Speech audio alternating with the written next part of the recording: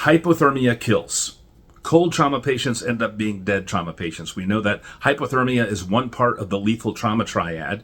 We have a recently published paper that looks specifically at the impact of hypothermia on patients who have suffered from severe trauma. This is an analysis of 5 years of data from a trauma database, and they identified 3 million patients who suffered from severe trauma, specifically looking for patients who were hypothermic upon arrival to the ED, and that involved 1% of those patients, so about 30,000 patients. And they were looking for all sorts of outcomes: ICU length of stay, overall length of stay, how much time they spent on a ventilator, but also mortality.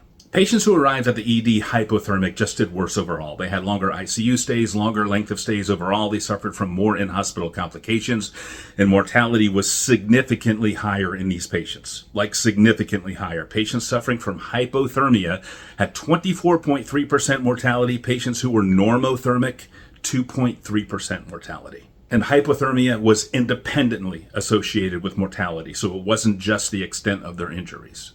Additionally, patients who suffered from isolated traumatic brain injury, isolated TBI, also had increased mortality when they arrived at the ED hypothermic. So we should probably add a horse to the 3 horsemen of the TBI apocalypse: hypoxia, hypotension, hypocarbia, and hypothermia. And finally, patients who were rewarmed had lower mortality and better outcomes overall.